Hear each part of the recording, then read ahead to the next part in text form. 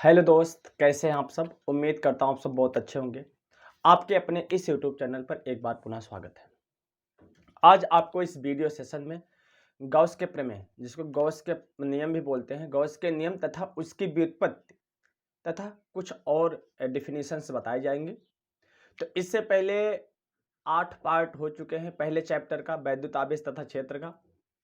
अब ये चैप्टर लगभग समापन की ओर है। अगर आप तक अभी आज तक अगर आपने उस वीडियो को नहीं देखा है, पिछला नहीं पढ़ा है, तो आप जाकर के प्लेलिस्ट में अपलोड है, वहाँ जाकर के पढ़ सकते हो और अपनी पढ़ाई जारी रखो, अच्छे से तैयारी करो, जिससे इस बार बोर्ड एग्जाम 2024 में एक अच्छा अंक अर्जित कर सको। इसलिए पढ़ाई शुरू से ही जरूरी है। तो चलिए देर ना करते हुए टॉपिक की शुरुआत किया जाए। तो गॉस का प्रमेय क्या होता है, गॉस का नियम क्या होता है? इसको गॉस का नियम भी बोलते हैं, गॉस का नियम भी बोलते हैं। तो एक बंद पृष्ठ होता है, बंद पृष्ठ, इसका मान लो केंद्र क्या है, क्यू है। यहां से हम एक क्षेत्रफल वेक्टर मानते हैं, एक पृष्ठ लेते हैं यहां से। अब आप जानते हो गोले का पृष्ठ गोले के केंद्र पर जितना कोण अंतरित करता है उसको घन कोण बोलते हैं। ये अल्प कोण, इसलिए इसको हम डी ओमेगा से प्रदर्शित कर देते हैं। यहां पर एक बिंदु हम पी लेते हैं और यहां से यहां की दूरी क्या है, आर है, जिस पर वैद्युत क्षेत्र की तीव्रता ज्ञात करना है और इससे गुजरने वाला संपूर्ण वैद्युत फ्लक्स निकालना है। तो आपको पता है जो वैद्युत क्षेत्र की दिशा होती है वो सदैव धनावेश से दूर होती है, तो इस साइड में हो जाएगी ई की दिशा। और आपको ये भी पता है कि जो क्षेत्रफल वेक्टर की दिशा होती है सदैव पृष्ठ के लंबवत होती है। सदैव क्या होती है, पृष्ठ के लंबवत। मान लो इसके बीच एंगल थीटा बन रहा है और इसको अल्प क्षेत्रफल हम क्या मान लेते हैं, डी ए मान लेते हैं। तो मतलब अल्प माने क्षेत्रफल और वैद्युत क्षेत्र की तीव्रता के बीच कोण क्या बन रहा है, एंगल थीटा बन रहा है। दोनों एक दूसरे के समांतर ही हैं।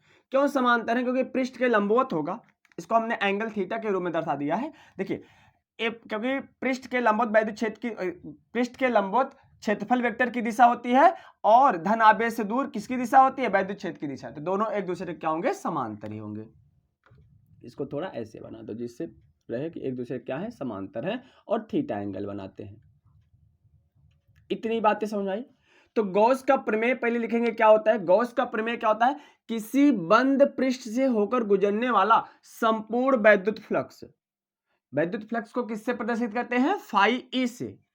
किसी बंद पृष्ठ से गुजरने वाला जो संपूर्ण वैद्युत फ्लक्स होता है वह क्या होता है कि पृष्ठ में उपस्थित, उस बंद पृष्ठ में उपस्थित कुल आवेश का 1/ε0 गुना होता है। क्या होता है, किसी बंद पृष्ठ से होकर गुजरने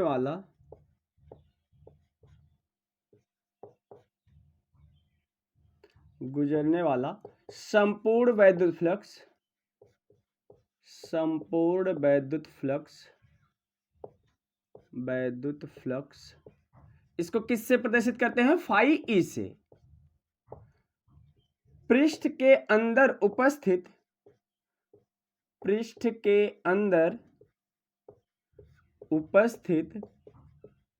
कुल आवेश का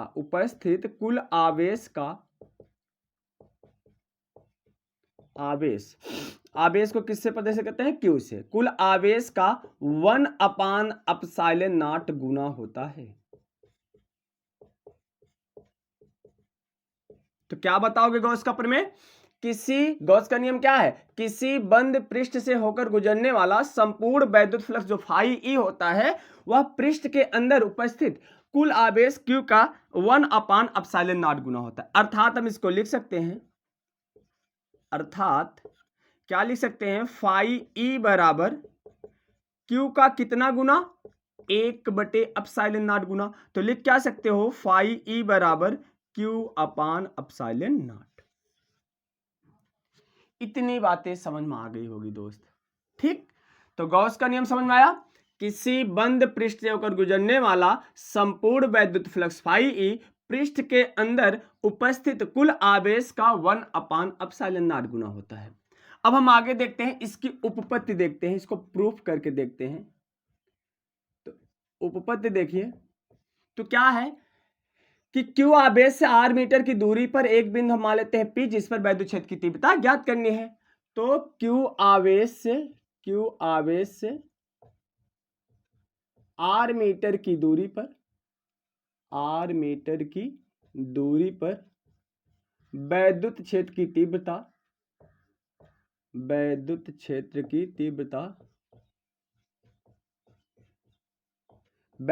तीव्रता का व्यंजक आपने पढ़ा है। बिंदु आवेश के कारण वैद्युत क्षेत्र की तीव्रता का व्यंजक क्या होता है? E बराबर 1/4πε0 आवेश Q बटे दूरी का वर्ग। दूरी क्या है? R है, तो R का वर्ग हो जाएगा। और हमें निकालना क्या है? फाई E निकालना है। तो हमें पता है वैद्युत फ्लक्स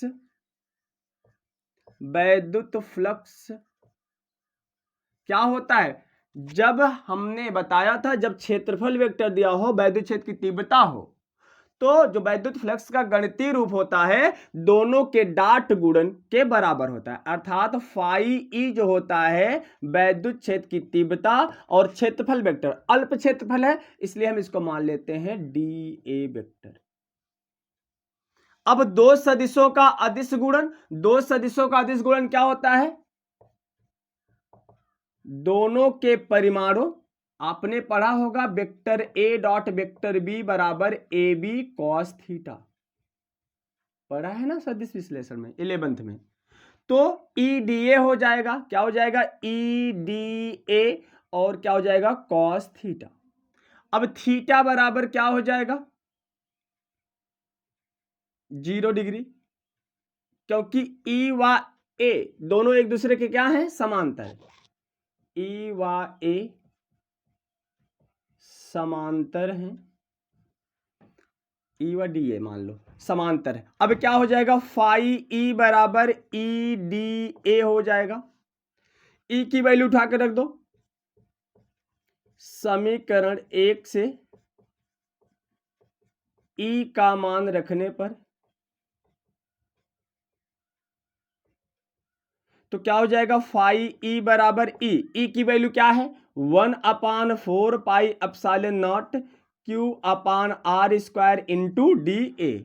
अब हमें निकालना क्या है? संपूर्ण वैद्युत फ्लक्स। तो चलिए, तो हो जाएगा संपूर्ण वैद्युत फ्लक्स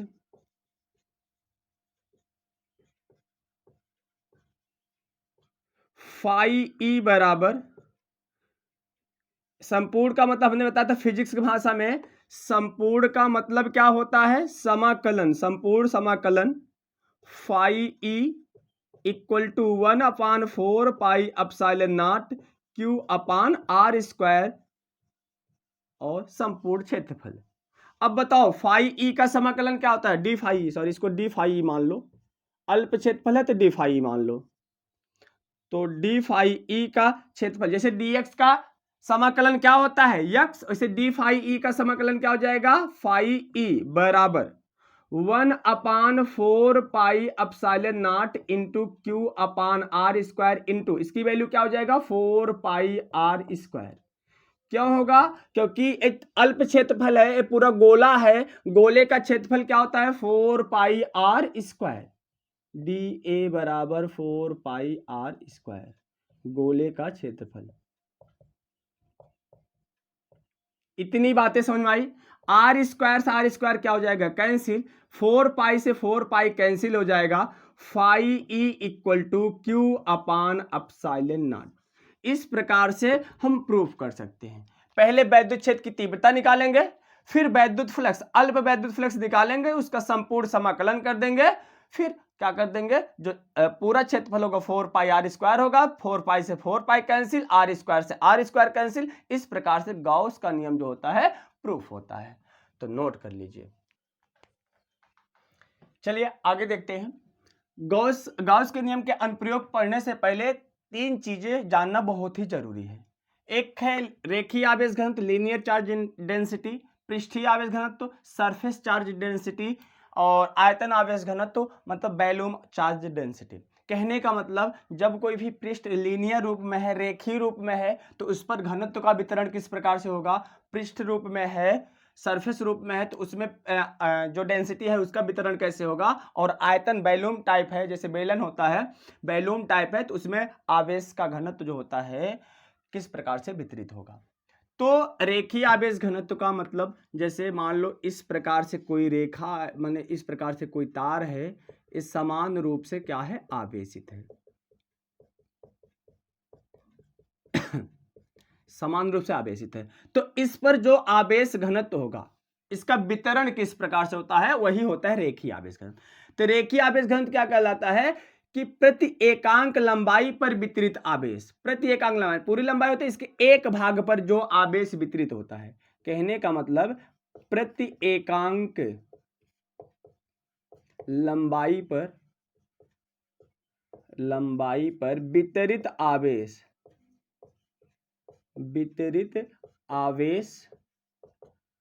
रेखीय आवेश घनत्व कहलाता है।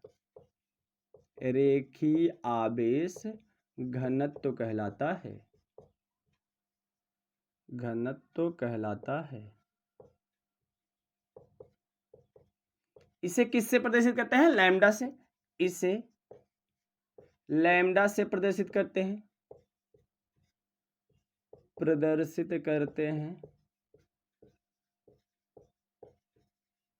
तो यहां से लैम्डा बराबर क्या है? प्रति एकांक लंबाई। प्रति एकांक मतलब लंबाई, मतलब प्रति एकांक मतलब बटा है, और क्या वितरित होता है? क्यू। तो लैम्डा बराबर क्या हो जाएगा? Q by L. यहां से अगर मात्रक की बात करें तो क्या हो जाएगा? आवेश का मात्रक क्या होता है? कूलाम, और लंबाई का मात्रक क्या होता है? मीटर। तो कूलाम प्रति मीटर। तो प्रति एकांक माने लंबाई अगर है, लंबाई, तो उस पर कौन सा आवेश घनत्व वितरित होगा? रेखीय आवेश घनत्व। तो उसके प्रति एकांक लंबाई पर, माने एक एकांक, फिजिक्स की भाषा में एकांक मतलब एक होता है, मतलब 1 मीटर लंबाई पर, अगर मान लो n मीटर लंबाई है, कुछ भी है, l मीटर लंबाई है पूरा, तो उसके 1 मीटर लंबाई पर जितना आवेश वितरित होगा वही उसका रेखीय आवेश घनत्व कहलाएगा। अगर पृष्ठीय आवेश घनत्व की बात करें, तो अगर कोई पृष्ठ के रूप में है इस प्रकार से, तो उस पर जो वितरित आवेश होगा, आवेश घनत्व, वही कहलाएगा पृष्ठीय आवेश घनत्व। अब देखिए पृष्ठीय आवेश घनत्व क्या होगा? तो लिख देंगे क्या? प्रति एकांक पृष्ठ पर, प्रति एकांक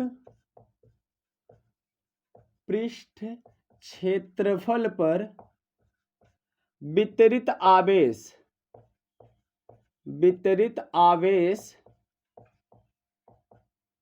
पृष्ठीय आवेश घनत्व कहलाता है। पृष्ठीय आवेश घनत्व कहलाता है।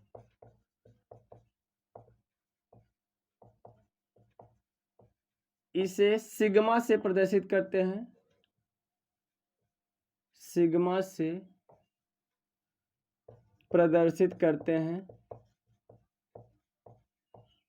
अब बताइए सिग्मा बराबर क्या हो जाएगा? सिग्मा बराबर प्रति एकांक क्या है? पृष्ठ क्षेत्रफल। पृष्ठ क्षेत्रफल माने ए, और क्या वितरित हो रहा है? आवेश। तो क्यू बाई क्या हो जाएगा? ए।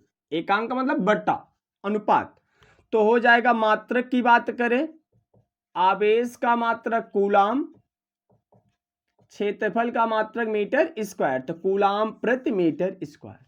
उम्मीद करता हूं समझ में आ रहा है दोस्त, क्योंकि इसका प्रयोग आगे होगा जब गॉस के अनुप्रयोग पढ़ोगे, उसमें रेखीय आवेश घनत्व का वितरण जब होगा तो हम लैम्डा बराबर क्यू बाई एल रखेंगे। अगर पृष्ठ के रूप में है तो क्या रखेंगे? सिग्मा बराबर क्यू अपान ए। अब है आयतन आवेश घनत्व। मान लो कोई वैल्यूम है, सिलेंड्रिकल है, तो इस पर जो वितरित आवेश होगा वो क्या कहलाएगा? पृष्ठीय आवेश घनत्व कहलाएगा, सॉरी आयतन आवेश घनत्व कहलाएगा। तो लिख देंगे क्या? प्रति एकांक आयतन पर, प्रति एकांक आयतन पर वितरित आवेश। केवल इतना ही समझिए, अगर रेखीय है तो प्रति एकांक लंबाई होगा, पृष्ठीय है तो प्रति एकांक पृष्ठ क्षेत्रफल होगा, अगर आयतन है तो प्रति एकांक आयतन पर, और क्या वितरित होगा? आवेश पर वितरित आवेश आयतन आवेश घनत्व कहलाता है। आयतन आवेश घनत्व कहलाता है।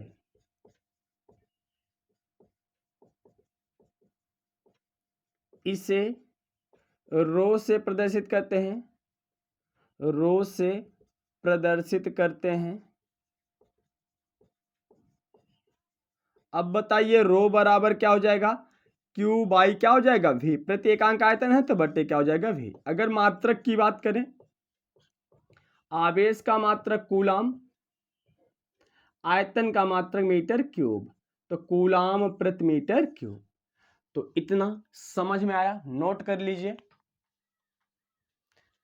तो वीडियो कैसा लगा दोस्त? अगर वीडियो अच्छा लगा हो तो वीडियो को लाइक कर दीजिएगा और ज़्यादा से ज़्यादा शेयर कर दीजिएगा और कमेंट करके ज़रूर बताया करो दोस्त, तो वीडियो कैसा लग रहा है, क्या भी इम्प्रूव करने की ज़रूरत है, कौन सा टॉपिक आपको कम समझ में आ रहा है, क्या क्या इसमें डाउट्स हो रहे हैं, ये ज़रूर कमेंट करके बताइए, तभी हमें पता चलेगा आप लोगों का डाउट क्या आ रहा है, फिर आगे उसको सुधार करने का प्रयास किया जाए और आपको उस डाउट को क्लियर करने का भी प्रयास किया जाएगा। तो इसलिए जुट जाइए पढ़ाई में और अच्छे से पढ़ते रहिए। इसके बाद हम गाउस के जो अनुप्रयोग हैं, 5 अनुप्रयोग हैं, उसको पढ़ेंगे एक एक करके, लेकिन इससे पहले पूरा टॉपिक को अच्छे से रिवीजन कर देना, ये सब अच्छे से पढ़ लेना। गॉस के जो नियम था, उसकी उपपत्ति थी, बहुत ही इंपॉर्टेंट थी, उसको आप अच्छे से तैयार कर लेना। फिर मिलते हैं एक और ऐसे ही बेहतर वीडियो में, तब तक के लिए अपना ख्याल रखिएगा दोस्त, फिर मिलते हैं।